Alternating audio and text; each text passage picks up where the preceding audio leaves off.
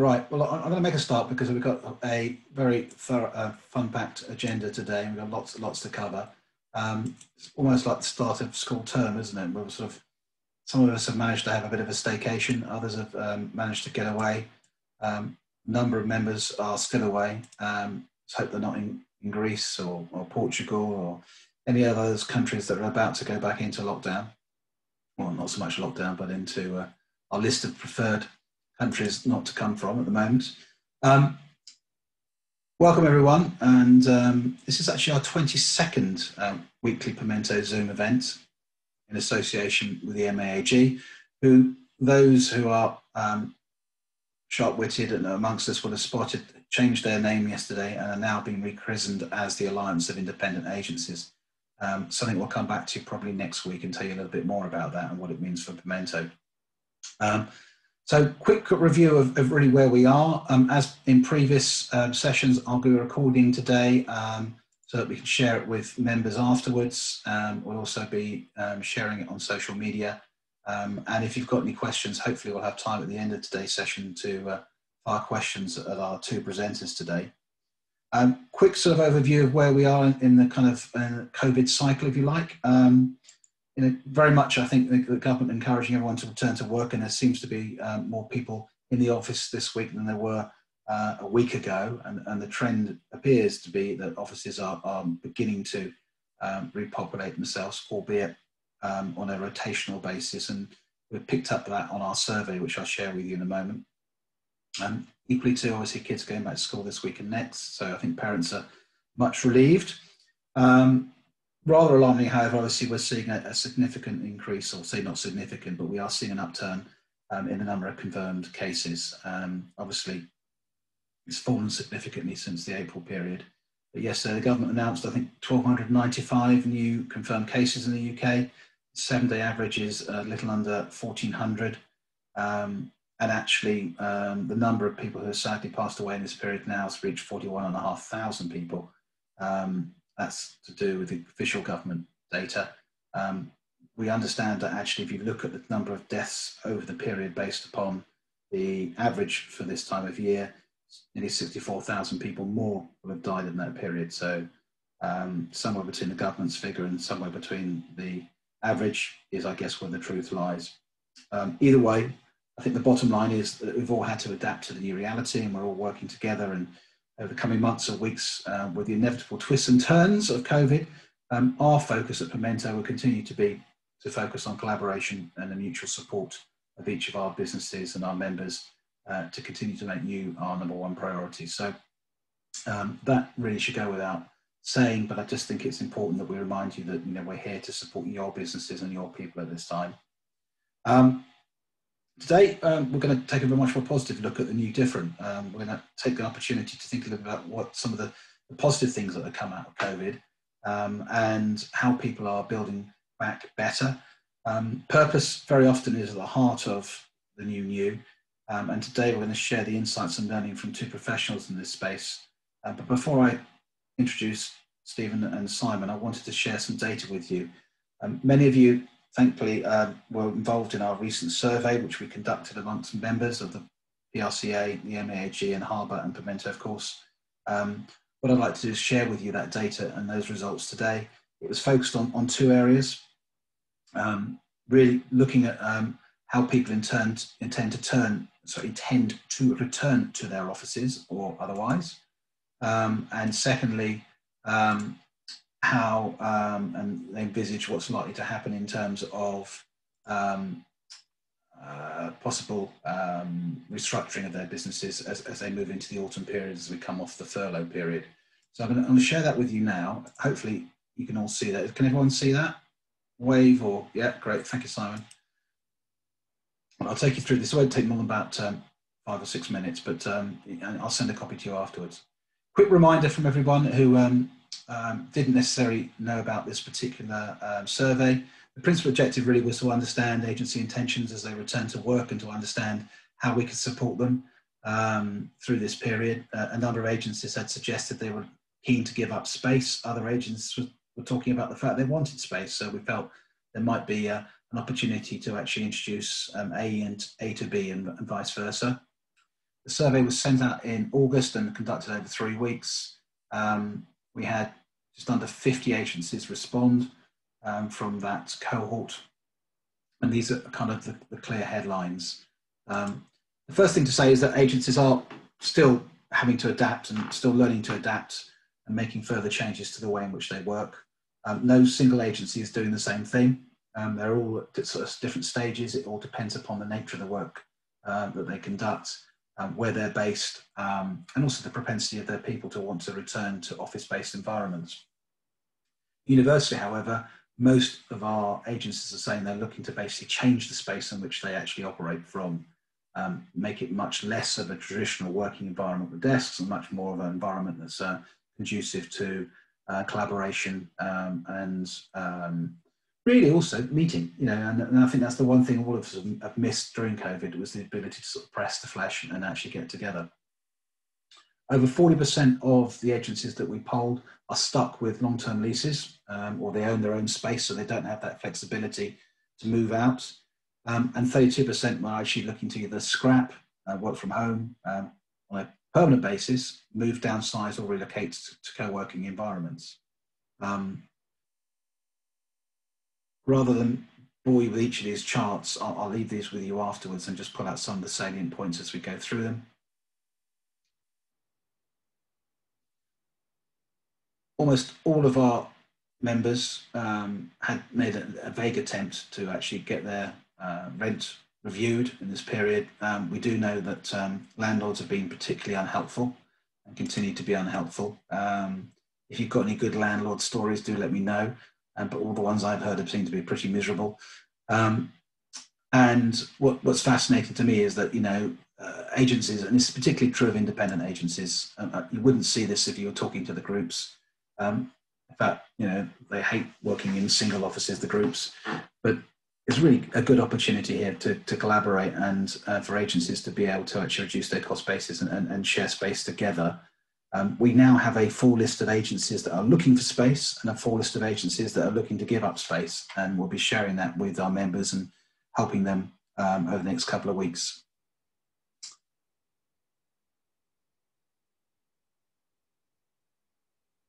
Okay, so attitudes, I think, towards how we work and where we work from have evolved. I think there's some permanent changes. I don't think this is just a COVID effect. I do think that we've all proven to ourselves the ability to actually operate from outside an office, and we've all enjoyed the benefits of being able to spend more time working from home. A number of us feel that we're more effective and more efficient than we were when we were in an office environment, and certainly obviously it's reduced our need to travel and made a reduction in our carbon footprint and improved our sanity, I would suggest. But that's not for everyone, and we know that to be the case, particularly obviously younger members. Prior to lockdown, around 60% mainly worked from their offices, but now 70% are looking for a mixed working environment. So I think that's a significant change in attitudes. And the one thing about the agency sector is they tend to be leaders when it comes to change in general. So I think we can read quite a lot into this in terms of how it will impact on corporate life and our clients. Currently only about 10% of staff are going back to the offices at all for 3 days a week or more. Agencies are kind of forecasting by January, they hope that 80% of their team will be coming to the office for a minimum of 3 days a week or more. So that's kind of the trend, or at least where they'd like to be. Whether that reality happens will obviously depend upon how COVID develops over the autumn and winter period. This question was surrounding basic creativity, and we asked agencies actually, do they feel that actually not working together impacts on their ability to be creative? 44% of agencies surveyed either disagreed or strongly disagreed that actually colleagues had to be in the same vicinity in order to be creative.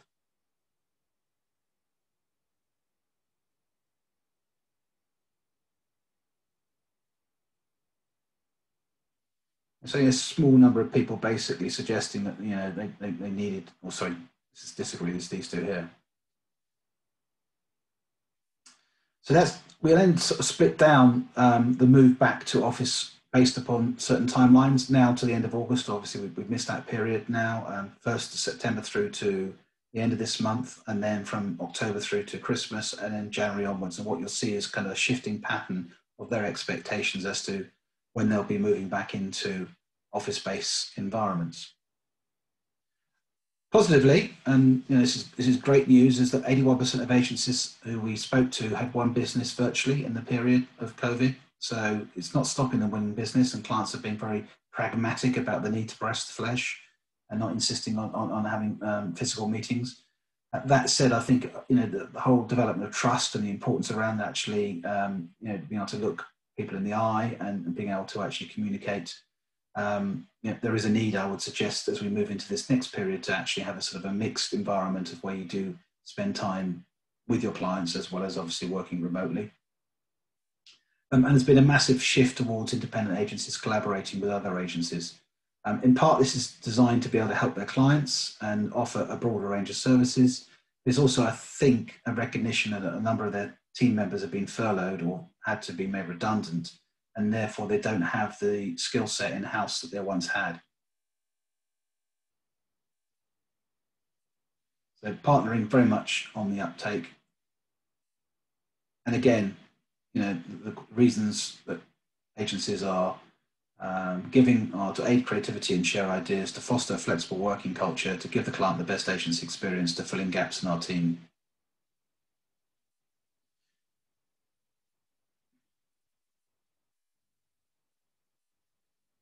So in terms of redundancies, looking forward, as it were, to the next 6 months, we asked the question, do they expect to make anyone redundant from their team? As you can see there, just under 30% are saying yes, they suspect that's going to be the case. Over 50% are saying no, they believe that they are right-sized and unlikely to actually have to reduce their headcount. And there's another sort of 23% who are basically not sure. So it's almost a kind of a 50-50 split. There has been suggestions that total workforce in the communications industry will reduce by around 46,500 people, which, to give you some ideas, is around 30% of the total headcount. So were that to come to be the case, then clearly we have got a massive task on our hands come the end of furlough to find homes for that talent. But again, positively, what it will happen, as we've seen in previous recessions, is it will create a huge number of new agencies. Account management, as ever, it's getting the firm kicking. Be the first department to see a reduction in talent, followed by administrative staff and then the creative teams. And then last of all, new business. So there's kind of the key stats there. So what next? So this data has now been shared today with the PRCA, with other members of the network, and now will go out across all of those agencies and all of those associations. And the intent is that they will then connect with their membership, share the information, and find ways to collaborate and help them over this period. So really useful exercise. Thank you to everyone for participating. That gives you a snapshot of the size of the agencies that we polled. Any questions on that before we go on to the main presentations today from anyone? No, good. All right, well, we're going to start with Mr. Fuller. Give me a quick background to Steve before we welcome him today. Steve is the co-founder and owner of The House. The House are a global and local brands agency. They've been in the business for 25 years. He and they support CEOs and business leaders who want to create a flourishing brand, a greater company, a better world, and a lasting legacy. The founders have their own purpose journey themselves. Most notably, they gave up 70% of their turnover 14 years ago to focus on creating a business with impact. So they walked away from their biggest client, which was Diageo. Steve himself has come from the world of the drinks industry, retail and entertainment, and has worked at Diageo, Jack Daniels and Swatch. He was one of the only roster agencies for Diageo over a 10-year period, and they developed communications and programs around the world for some of their most famous brands. In 2006, the House decided to move away from the drinks industry and has focused solely on clients with an overtly positive role in society. They work with the Prince's Trust, they work with Fiskars, who are a global consumer products company. They work with Prima Dental, the world's leading precision dental products company. They work with the gas solar side of Centrica, and a number of other clients. And to put the money where their mouth is, they became a B Corporation 3 years ago, joining companies like Ben & Jerry's Teeth In, Danone, Hootsuite, and Kickstarter, who believe that business could be a force for good. The consultancy's core competencies, purpose-driven business strategy, or as what Steve likes to call it, purposeful advantage. And it's all about values-led leadership, organizational culture, and inspiring brand stories, both internal and consumer-based stories. So he's going to lead, and then he'll be followed by Simon Leadbetter, who comes from the world of marketing. Simon is about to embark on a new venture in the area of sustainability. Today he's going to be talking about his experience in renewable energy, cleantech industries in the noughties, to advocating sustainable investment at the turn of the century and more recently, and working in energy efficient homes and fuel poverty in the 20s. With less than 10 years to prevent irreversible damage from climate change, which I know we're all aware of, never has business been more in need of purpose rather than profit. And with 2 decades of cross-sector global corporate experience, where he's worked in both the media, financial, and the service industry, combined with 3 startups and a dragon-based business that profiled over 5,000 VC-backed, fast-growing tech startups, Simon has got the experience and motivation, and most importantly, the energy to talk to us on this subject today. He was most recently Group Marketing Director for the UK's largest estate agency, Countrywide PLC, which has got 1,200 offices and 63 brands, and even more recently in that, Global Head of Group Marketing for Knight Frank. And his next venture is still in stealth mode, but it will combine obviously all his years of experience in sustainability and most recently obviously in the property industry. So it was great to have them both with us today. I'll hand over to Simon, who's going to share some slides with us, and again we will make this deck available after the call. I think I'm first, actually, Stephen. Sorry, Steve. Yeah.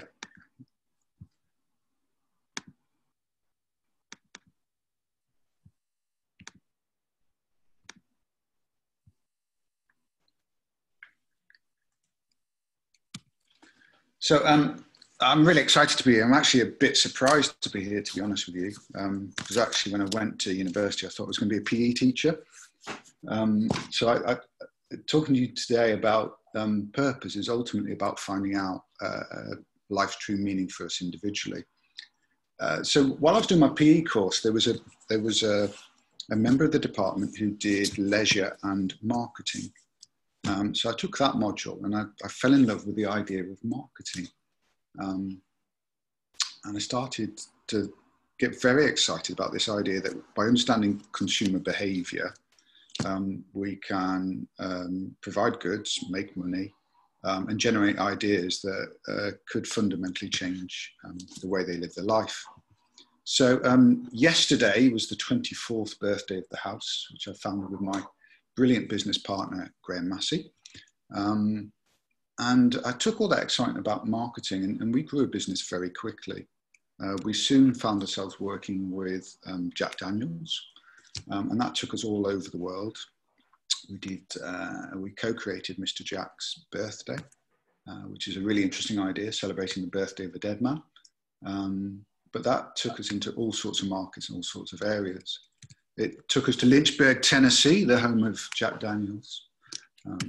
It took me to Barbados with Malibu, which was really hard work. And it took me to Harlow, which was the less glamorous part of the business. By working with Jack, we learned about storytelling. We also learned a lot about rock and roll. We created an idea called the JD set. We worked with Fender to create Jack Daniels branded guitars.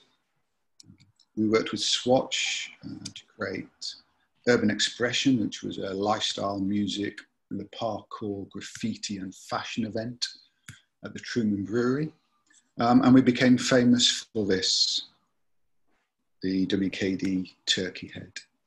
And as Stephen told you, we took a decision 14 years ago to say goodbye to the drinks industry and say goodbye to 70% of our turnover. And Graham and I talk a lot about you know, what was our motivation? And our motivation for this was that we were miserable, we were unhappy, and our heart just wasn't in it.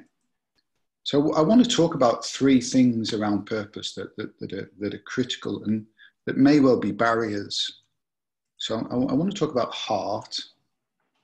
And if anyone's seen our logo, you'll notice that the middle of it is a heart on fire, because I think that's the most important thing in life, let alone in business. If your heart's not on fire, then you're not living your life. I want to talk about ego and creativity and creative brain. And finally, I want to talk about money. So starting with heart, Tony's Chocolate Only, they're a B Corp. They were founded in the Netherlands. They're actually founded by a journalist, somebody who had no history in consumer brands, no history in chocolate whatsoever. But he started, Tony van der Kerken started the brand to really take on the chocolate industry. And I don't know if you're aware, obviously you're aware of fair trade, but actually 60% of the cocoa in chocolate comes Ghana and Ivory Coast. In those two countries alone, there are 2.1 million children working illegally, some of whom are young boys who are basically kidnapped from their village, taken to work on the cocoa plantations. And then when they get too big, too muscly, too aggressive, they get dumped on the edge of big cities, not having any family and not knowing who they belong to and what to do next. So Tony started Tony's Chocolate Only to raise awareness of slavery. It became the #1 brand in the Netherlands. It's now over here in the UK. And if you want to enjoy guilt-free chocolate, you can find it in Waitrose, amongst other places. But what's fascinating for me is that this was a brand that is a #1 in its country, and it started by somebody who believes passionately that we need to crusade against slavery and child slavery. So that's a social impact driver of the heart. Then there's the love of a dad for his daughter. So Paul Linley started Ella's Kitchen. Again, Paul has no background in FMCG whatsoever. He just got sick and tired of feeding his daughter rubbish every time they went on a journey to a service station. So he came up with the idea of Ella's Kitchen. Ella is his daughter's name. And Paul is ex-Nickelodeon and KPMG. And he built this brand with support. And ultimately his mission, his purpose is to develop a healthy relationship between children and food. And as a consequence, he earned a healthy £66 million when he sold the business.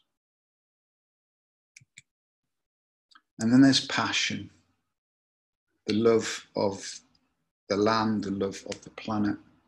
This is Yvon Chouinard.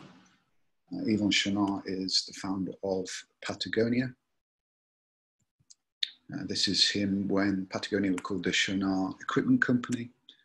He basically made a lot of the climbing equipment that was needed for him to explore the world. And one thing he recognized was how more and more climbing was causing the deterioration of the world. So Patagonia's mission is to build the best product, cause no unnecessary harm, and to use business to inspire and implement solutions to the environmental crisis. Again, Patagonia, like us, are a B Corp. They believe business can be a force for good. They've really flipped marketing on its head. What's interesting is they grew to a $750 million sales business without any advertising whatsoever. 4 years ago, they spent $700,000 on an ad campaign that had nothing to do with apparel and all to do with public land. 3 years ago, they became a $1 billion turnover business. They were one of the first businesses to encourage us not to buy anything on Black Friday.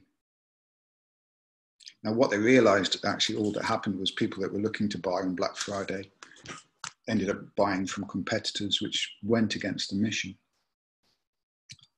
So they changed their mind and started to retail on Black Friday. But what they did was they donated 100% of sales. That's everything they sell on Black Friday goes to grassroots environmental groups. And that generated $10 million for planet causes. And the other sign that they're not just about selling stuff is they've got a worn wear sales and repair service. So if you go to any Patagonia store now, you can take your Patagonia item back. And if it's broke, you can get it fixed. And they do believe that repair is a radical act. And it's very strange for me to read this because I grew up in a house where my mum was a seamstress and could make anything. But of course, we become so throwaway around stuff. So Patagonia, frankly, are trying to flip the way we use, the way we consume, and the impact we have on the planet. And the best way, I think, the most radical way that they're doing that is through their Tin Shed Ventures. They're taking the money they generate and investing in regenerative organizations and businesses. So I'd like to just share this piece of film with you.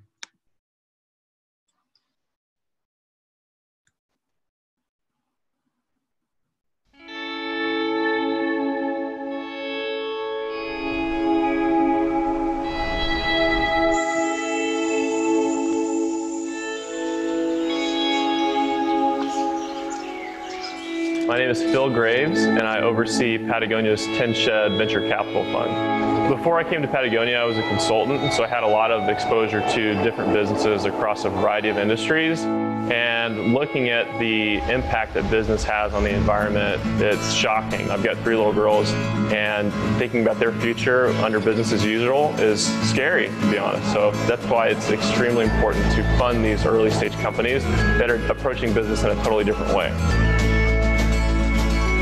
Tin Shed Ventures was created because we wanted to have a fund that would fund the next generation companies that were focused on creating great products but reducing environmental impact and actually finding solutions to environmental problems.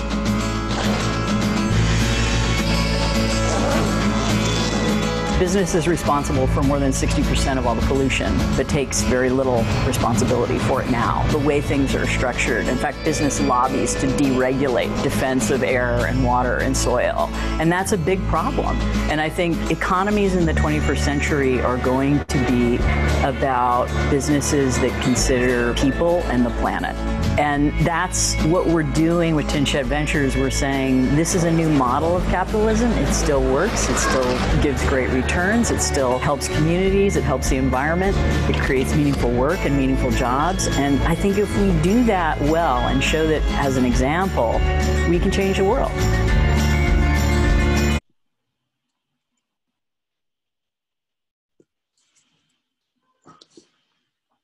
So I find that really uplifting, the fact that we, marketeers, creatives, this sector that's full of brilliant minds, brilliant talent, can change the world. We can be game changers. And I think that really then talks to the ego of how do we want to use our talent? How do we want to use our creative skill? And I think the invitation we have today is to be a game changer, to be a creative game changer, but in a very different way.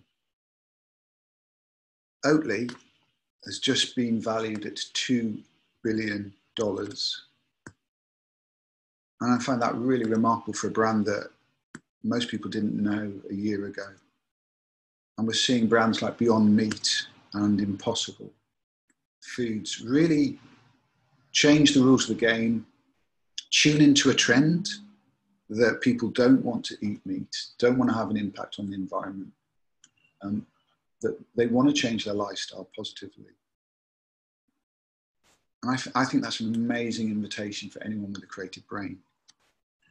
And if game changing isn't big enough for the ego, then how about pivoting the word of the moment? This is Neste, another Scandinavian business, and their mission is to create a healthier planet for our children. Now, the biggest surprise about Neste is what they were and what they now are.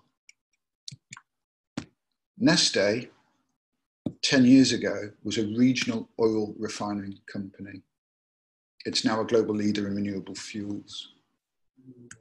This is one of the businesses that will transform the way carbon is recycled and made circular.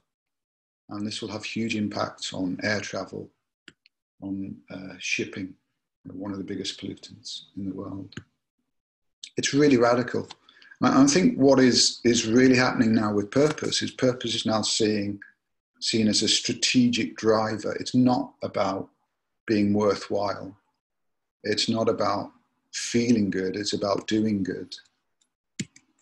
And a good friend of my son's has just started a business called Let Us Grow. They're a vertical farmer. And on January the 1st this year, they secured 2.35 million seed funding, very appropriate, to improve the way they do aquaponic growing. So I think, purpose is for your heart, it's for your creative mind. And of course, the third barrier will always be, can we do it sustainably? What's the money story? So just some numbers to reassure you. 130 billion is the potential contribution of purposeful business. The margin, 113%. Purposeful brands outperform the stock market. And times 2 is Unilever's purpose-led brands are growing at twice the pace of the rest of the portfolio. So Unilever, probably the most well-known story in purpose. And one of the famous brands for doing that is Dove. And Dove became a rebel. They changed the rules of the game in beauty. And their campaign for real beauty, which now must be 12, 13 years old, revolutionized the way that people were shown in advertising. And they've channeled this work to way beyond, the relationship between the consumer.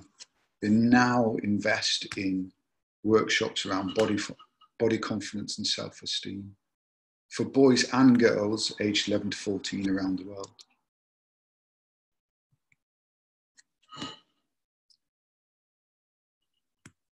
They took a brand like Lifebuoy, and some people are old enough in the room to remember Lifebuoy when it was a brand in the UK. It's now a global brand and has returned to the UK in the form of hand sanitizer because of COVID.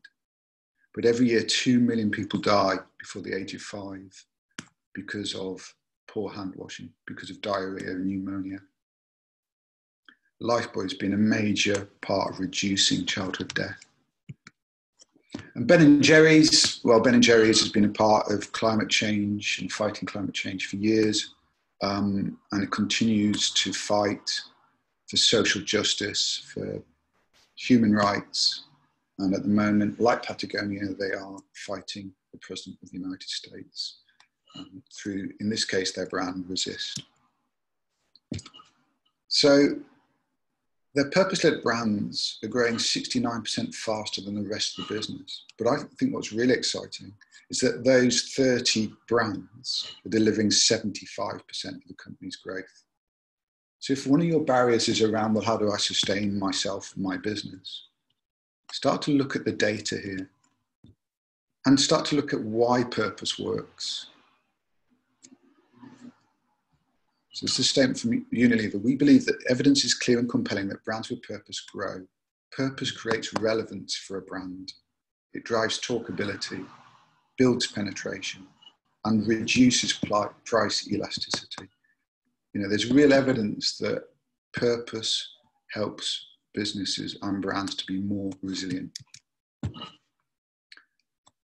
And the CEO now says that we believe so strongly that we're prepared to commit that in the future, every Unilever brand will be a brand with purpose. That's quite some statement for a portfolio of 400 brands, of which only 30 are a part of their sustainable living strategy. So there's some numbers I want to come back to. So we can talk money, or we can talk how many people these brands are helping. So Dove is helping 35 million people around the world with self-esteem. Lifebuoy has reached 1 billion people with hand washing. Vaseline has reached 3 million people who live on the front line of poverty and disaster.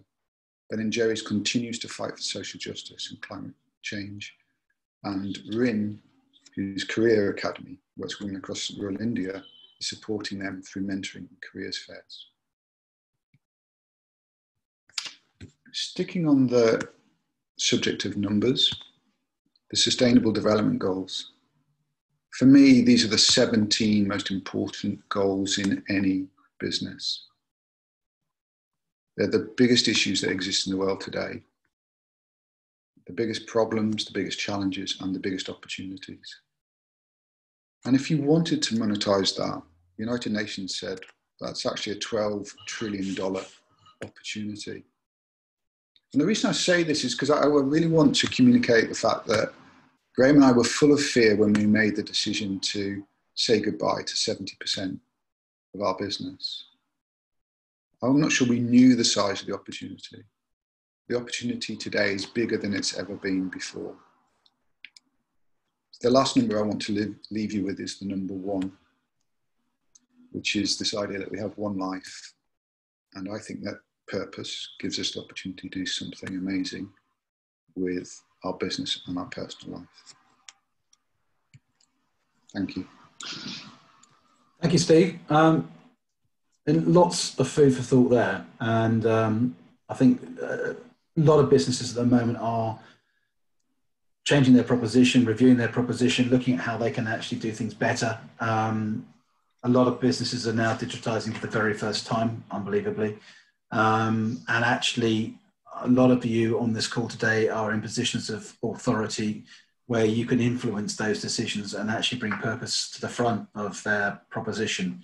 But it needs to be embedded very often at the very top of an organization, and it needs to be owned by everyone within that organization. You need to hire against it, you need to work against it, you need to live and breathe it. So it's not something that all businesses can actually move to quickly, but actually I think all businesses can become better and in this respect. And even if they can't be 100% purpose-led, they can be better corporate citizens and better to their customers and the people in their environments and so on. We're now going to move on to Simon, talking about environments from the world of property marketing most recently. And Simon's going to put his spin on how he believes he can go about creating a purpose-led business. And also, I think this is a welcome opportunity to actually also praise a new idea, because Simon's going to be taking us into his confidence and sharing with him some of his ideas for the future. So this is a bit of a test run for him. So please don't be shy. Come forward with any questions and link in with Simon afterwards and give him some good ideas and your support. Simon. Thank you, Stephen, and thank you, Steve. That was a great introduction to the area of purpose and this purpose beyond profit message. This is very much going to be my purpose journey, which starts around 2004. But if we're going to swap war stories of what we're going to be when we're going to grow up, I was voted most likely to become a second-hand car salesman at school. So you'll see the relevance of that as I go through this presentation. But this is very much about how I've taken various parts of my life and now it's become quite a clear narrative. So I'm the founder of my own essentially shell company until we actually launch it, which is So Leadbetter, which happens to be my name, but also a bit of a mantra. So lead better. And I think in purpose is something we need to do. And then fresh, hot off the press is I'm going to become the CMO of Keller Williams, which is the fastest growing estate agency in the UK and the largest estate agency in the world that no one's ever heard of. And that's relevant to what I'm going to talk about today. As Stephen says, this is kind of in stealth mode, but I trust you all. I'm not giving away the secrets, but I want to bring you in, and everyone I've spoken to at Pimento has been incredibly helpful, especially Andy Clark. And it'd be good to get feedback after this, because this is a new idea that will be launching some point in 2021. So I was born in 1972, and on my shelf from 1972 was a how and why book called The Spoilt Earth, which talked about environmentalism. And it really built on the work of someone like Rachel Carson's Silent Spring or Stuart Brand's Whole Earth Catalogue, and was followed by Small is Beautiful, which is by E.F. Schumacher. And it was clear that in my early life, there was something about the environment that I cared about and was very interested in. and I wanted to find it in my life, but I didn't find a job that actually did that. I also am, as an aside, fascinated about cartography, and I've had maps in my houses and globes in my houses my entire life. And there's a little lake in the middle of Asia called the Aral Sea. It's the 4th largest lake in the world. It appears on every single map, still appears to this day, but the tragedy of it, it doesn't exist anymore. It's become a tiny little spot of what it used to be. And that really illustrated me very early on the power of humanity to change the shape of our planet. But also what I've been learning in my career as I've done a lot of research as a marketer in terms of where purpose and sustainability and things matter. And what has really become clear in the last 10, 15 years perhaps, has been a tipping point. I think those who are most socially aware, most environmentally conscious, have finally come of an age when they're actually spending money and they're driving decisions. And YouGov does a survey all the time and asks a few questions. What do you think is important when you choose a company? And this is the most recent study I think I got back in February when I had access to the survey, which is stand for something, have principles, be trustworthy and honest. So showing you stand for something is valued by 70%. Showing that they have principles is important to 86%, that trustworthy is important to 93%, and being honest is important to 94%. And if you take over the older segments of the market like me, all those figures go up. So the next generation that is coming through is very, very powerfully aligned with these kind of principles. So my purpose story so far, which is kind of accidental, which is back in 2004, I started a business called Affinity IQ, and we picked up power gen, and we worked on, I think it's Scorby Sands, which was one of the first offshore wind farms. We created a great campaign for it, and then the energy manager came in and said, you can't create too much demand for it because we can't supply it. So what became an energy efficiency and renewable energy campaign very quickly became an energy campaign of which renewable energy was a part. I then moved to a Dragon Den backed business called Library House, and we ran something called cleantech. We had these big conferences going on throughout the year. The media tech ones were always amazing. So all the apps, all the websites, the presentations were incredible, but they were all purposeless. They were just about entertainment, which has a purpose, but it wasn't the same as what I felt was the bigger issues. I then ran a cleantech one. The technology was amazing. The scientists and the engineers were amazing people, and the presentations were just awful. And there was this clear mismatch between the stuff that is doing good and the way that message is getting across, and the stuff that doesn't do really any good and how it's marketing itself. So the ones that struggled the most were the clean techs. This is back in 2006.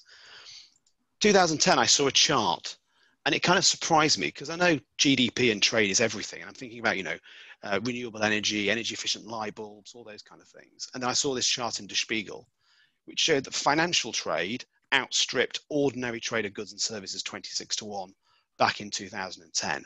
It's far larger than that. Everything we see as real and everything we buy and use is a tiny percentage of the economy that exists, which is mainly financial. So I looked into launching Blue and Green Tomorrow that advocated sustainable investment because, again, I found the marketing to be pretty poor in that area. And we just banged on relentlessly about sustainable investment. And we saw it grow. We estimate that our impact was about £100 million worth of new investment funding. But the challenge we had with it all was if you scratch the surface of a lot of those green funds, you'd find some usual suspects like Rio Tinto, Dow Chemicals and others. And there's an enormous amount of greenwashing going on. It's worth mentioning as a side, throughout all of that accidental purpose, I had jobs. And I worked in media, I worked in financial services. I did work for Auto Trader, so I was the most successful second-hand car salesman in the UK. And gradually built up all these things. And then something rather strange happened. What was I going to do next? Because I'd had all those experiences as a troubleshooter in marketing, I was approached by a headhunter to essentially help Countrywide PLC, which is the largest estate agency in the country. And that then went very well, although the business struggled, and we downsized a lot. I then had the opportunity to join Knight Frank, which is the world's largest independent property consultancy across 60 countries. And I found something fascinating in my life. I really, really love real estate. And that was kind of a big thing for me because I like renewable energy, but I'm not an engineer or a scientist. There's not more I can do there. I love investment, but money's mind-numbingly dull, to be honest with you. And actually, I'm not an investment analyst. But I found that I really loved real estate. It's a unique product. It's the built environment around us, commercially and residentially. It's a store of wealth. Everyone's most valuable asset, apart from an elite few, is probably their main house. And it's an investment for many. But most importantly, it's a home where we laugh, where we cry, where we marry, where we have kids. It's such an important asset. So for me, and I say this in many presentations in the property industry, it touches all the buttons on Maslow's hierarchy of needs, from the physiological needs of shelter to the self-actualization needs of I am my postcode, if you believe in geodemographics. But you know, where you live almost defines who you are, the neighbors that you have, the communities that you're part of. So because of that importance in the world, and that single most important thing of property, the industry must be perfect in every way and purposeful. The estate agency is going to be wonderful. Nope, not even by a long shot. It's probably the worst industry I have ever worked in terms of some of its behaviors. And that really disappointed me. And in many ways, it's ripe for disruption because it's there on everything, in every aspect of our life. But it's done really badly. And the data just bears it out. So I present this to the leadership teams of most of the estate agency brands I've worked with, which is life in the precariat, or if you want to be honest, 12 years a tenant, which is what it's like to be a slave. So this is your customer journey through property, lifetime journey. Starts off with hotel and mum and dad, you move to student halls if you go to university, you become a tenant, then a first-time buyer, what everyone calls an applicant, because they're just, there's loads of them, they don't really matter. First-time sellers, you might start to become important. Buyer, seller, now you're important to an estate agent, and then ultimately you reach the holy grail of becoming the landlord. So that's where you're really valuable. Tenants and first-time buyers are treated like scum in the industry. They really are. And your first experience of a estate agency or lettings agency, because you have to go in through the back door where the maintenance people go, rather than the front door where the vendors go, they treated really badly. And a first-time buyer, there are so many applicants, we don't need to worry about them. And then actually estate agencies expect people who are now first-time sellers, buyers, sellers, and landlords to love them after being treated badly for the previous 12 years. But more importantly, we had an extremely wealthy client at Knight Frank who said, I love Knight Frank, but I don't like you because of how you're treating my children as tenants. And it's appalling and it's really bad. And we're creating this environment where we want to be these amazing brands that play such an important role in people's lives, but we treat our future customers like they don't matter. And actually this again surprised me because I've dealt with brands where the average fee was below £1,000 or the average fee was £25,000. The largest fee was probably in the millions. And this is a net promoter score of the customer journey. Once we actually said, no, I choose you, you are going to be my estate agency. Overall, generally positive, that's good. But at the market appraisal evaluation, it's really positive. At instruction plus 7 days or 2 weeks, it's okay. In instruction plus 6 weeks, it gets really poor and then they withdraw. And 50% of people withdraw. Sold to subject to contract, well, that's when you get the elation of escaping the estate agency world. I used to describe myself as a victim of estate agency, and I kind of want to make it better because this chasm of silence and despair that exists in the process exists all the time. But what the world probably doesn't need is another estate agency because there's 22,000 of them, and that's probably enough for the UK to deal with. And the other side of it as well, in terms of, again, the data bearing out, is people don't trust estate agents. So if you look at Ipsos Mori's Veracity Index, estate agents in the bottom 5. Now, I have to say, as someone who's been a journalist and been an advertising executive, I feel like I've stepped up in the world. But in reality, I still seem to be in that bottom group of people. I'd like to have us with a more positive reputation than this one. And then you compare us to other industries. YouGov rates brands based on their impression, quality, value, satisfaction, recommendation, and reputation. And they are John Lewis, number 1 for 41.2. That's the property brands. Even the very best that we class as Purple Bricks, Savills, and Knight Frank, arguably Purple Bricks. Purple Bricks scores better than anyone else. It's one of the new starts in the industry, the upstarts. Savills and Knight Frank, arguably the highest end estate agents, 5 and 3.2 compared to 41.2. That's the issue. Famous Isuzu man in America in the 80s, one of the most popular ads in America for a while, and basically they think we're lying. On the other side of that, to point out we don't need other estate agencies, energy efficiency is a really major problem, and fuel poverty is probably the worst in Europe in the UK. So the average energy performance certificate value in the UK is D. And at the rate of houses that we're building, the number of new houses we're building, of which 1 in 7 are still not energy efficient, which is perverse, in the next 100 years, that's what we'd do to the score. So we move it from an average of D to an average of C. 86% of the UK property housing stock in the UK, which is the majority of it, is, as in it's the majority of the housing stock, because we're only building 150,000 new houses a year, far less than we need, is not energy efficient. And what that means is that fuel poverty in the UK is uniquely bad. We have static incomes, low incomes. Energy prices are inexorably rising because we've not made the transformation we need to do renewable energy. But bigger than anything in terms of driving fuel poverty is the energy that goes in and the income that pays for that energy is already in energy efficient, inefficient houses. So most of the energy they buy is wasted. So what now for me? I've done the kind of the journey towards finding my purpose, as Steve so beautifully described. And I have one thing I want to do, which is in sustainability. But what is that? What is in stealth mode at the moment, and sharing with this group and talking about, is to do something in property that is sustainable. So the proposition, which is to create a sustainable estate agency with the best customer experience, which we've seen from the data is woeful. We're going to find the right talent, the right process and the right technology. Much of the gaps in the process could be addressed by technology. My kind of clue at the beginning is I'm going to do that with an existing fast growth and disruptive player, which is the fastest growing in the UK.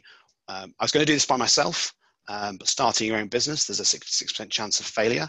And in reality, hiring 150 estate agents, which I would need to do, isn't going to be the funnest thing. And I want to do it somewhere the values are right. And this organization was voted as one of the happiest places to work in the US and one of the best places for women to work. So I wanted to bring that into it. But importantly, for this part of the business, and hopefully the whole of the business eventually, profits generated would go to four things.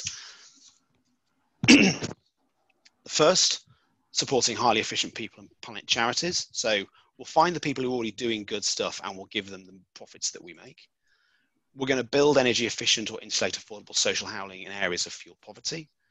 We're going to invest in a leading impact fund, because that will mean that the money that we need to spend on the operation of the business can be funded from the fund, and that can be a source of getting extra income for the business.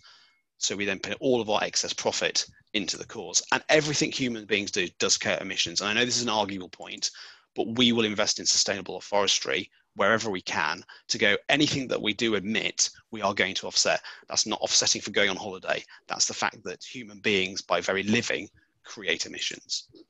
So we take the areas with the high price wealth and we distribute that profit into the areas of the high fuel poverty. Or you could just give it to these guys as estate agents. You know, the classic guy who's thinking about the next Ferrari or sports car that he can buy. And importantly, we're going to ride a slipstream. If you look at searches online, just three big ones on Google in the last 12 months, estate agency far outstrips energy efficiency and fuel poverty. No one in the UK is interested in fuel poverty, apart from people working in fuel poverty and probably the people affected by it, but they're not Googling it. But if you attach it to climate change, and you go, it's an estate agency about climate change, energy efficiency, and fuel poverty, mainly about climate change, we're in a far better place. So in summary, let's give us time for questions. Purpose matters more than every organization now. The data and all the stuff that Steve has shown you shows that people really care about that. But I think the twin side of that is the consumer vigilante is here to stay. Woe betide you if you green or purpose wash. They will know, they'll find out, and they'll make you pay. We've got 10 years. And whether you believe it or not, if you believe it's 20, we haven't got long before our children live a far better life on a far degraded planet. What's interesting is if you look at the data on people moving, 5 of the 10 issues they most care about in the UK are climate change, sustainability, and the environment. Ethical fashion is one of them as well. The property sector makes an awful lot of money. I would make you cry if you saw the margins in a estate agency, if you looked at your own businesses, but it does it by providing the worst possible customer service. That can be addressed. That has got to be right for disruption. So if you take the profit from property, attach it to environmental energy efficiency, we can help with addressing climate change and fuel poverty. So watch this space. So my final one, for anyone who knows me, certainly Andy will know me because he's probably got one of these, A Purple Cow, which is about being remarkable by Seth Godin. I think we're moving into the period of green cows, which is, he said being safe is risky. So status quo. I'd say being unsustainable is risky. You've got to stand for something. You've got to have principles. You've got to be trustworthy. You've got to be honest. Do good for people, planet, and do no harm. Being socially and environmentally responsible will ultimately lead to failure. I think people are going to call you out on it and stop buying your stuff or your client's stuff. And being a bit green is everyday occurrence. Everyone's washed in green at the moment. You know, I'm tired of hearing the word sustainable, if I'm honest with you, but it means something for those people who are genuinely doing it, and purpose, to be fair. To be a green cow is to be truly remarkable. So I think if you find an authentic purpose beyond just profit, and it's sustainable, so you do need to make profits, lead better, but lead better on purpose. So if you want to know more, please get in touch. I'm new to Pimento. Andy's been helping and advising me, work with me at Knight Frank, and he's very happy to talk to people as well. But thank you very much. Thank you very much, Simon. And that built beautifully on what Steve was talking earlier on. And I think a lot of us who either own property or sold property or are in the process of selling property will relate to some of the comments that you made there. We've got about 3 minutes to ask any questions, so I'm going to just literally open up the lines. If anybody would like to ask any questions, just unmute yourself, and then please feel free to ask questions to either Steve or to Simon. One thing, I've got one question for you, if I may, and this probably goes to both of you, but Steve initially. Are we seeing an uplift in impact investment? Are we seeing more money going into investing for good? We are, and I think it talks a bit to Beth's point around be careful who you choose as your investment partners. But Simon will talk about the growth in investment, ESG funding as well. So yeah, I think it's all good news, Stephen. And even somebody as gigantic as BlackRock, who've got a lot of stuff hidden under a lot of rocks. Even they're saying that they won't invest in any business now that doesn't have a social impact. Yeah, but to that point, I was working have been working for now for 3.5, 4 years on an airline launch that actually is, if it can be such a thing, a green airline without being greenwashed.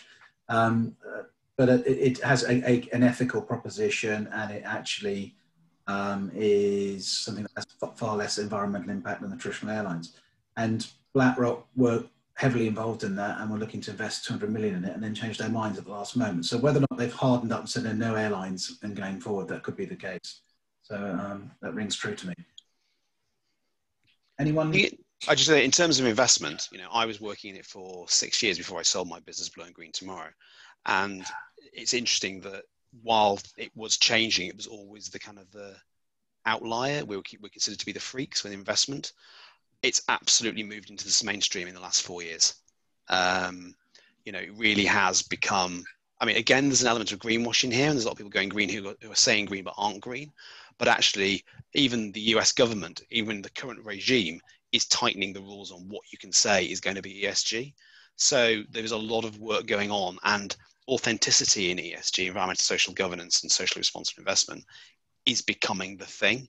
And customers are now, there's a generational shift of the people who can now invest, because investment's always 10 years behind everything else, because investors are old. That's the nature of investment. You don't have anything to invest when you're young because you're in debt. But when you get older, you have money to invest. There's a generation coming through now who go, yeah, the planet kind of does matter. And they're arguing with their grandparents, their children are beating them up because they're going, what the hell are you going to leave us? And that's causing a real shift. The curve is just tipped in the last 3-4 years. It's kind of quite remarkable to see. I feel that perhaps the COVID period we're living through at the moment is actually accelerating that change. I've got one question of Michelle Morgan here, and that is really connecting purpose with well-being, actually making people feel better about what they do, and actually how that affects their mental health. Do you have a point of view on that, Michelle? Oh, absolutely. I think having purpose at the heart of your proposition of your business is a really major way of bringing a sense of meaning and well-being into people's lives. However, having created and run and led purpose-led businesses for the last 20 years, there is a watch out here, because my mental health was hugely impacted negatively by the drive I had in leading those businesses. So it doesn't matter whether you are a purpose-led business from the very start, whether you're changing to become a more purpose-led business, or if you're not and you're just not interested in it. Actually, the piece about mental health and well-being goes across all business, goes across all organizations, goes across all humans across the world. So everybody sign up to the program that Pimento are trying to promote, which no one has signed up to yet. And it's an amazing offer, and it's me delivering it. And this can be really complementary to this whole topic around purpose. Absolutely. They should go, you know, mental health and well-being, and having confidence and feeling equipped to have more comfortable conversations is absolutely part of the new types of businesses that we should all be creating and leading, which are purpose-led businesses. With that in mind, Michelle, I'll get you, with that in mind, Michelle, next week I'd like you to welcome you back to actually perhaps talk to us a little about that programme. We've got time on the agenda next week. Thank you once again to Steve Fuller, and thank you to Simon Leadbetter for your presentation today. Really very interesting, very inspiring, lots of good food for thought there. And thank you everyone for joining us, and we'll see you next Wednesday. Have a good rest of the week. Thank you. Bye-bye.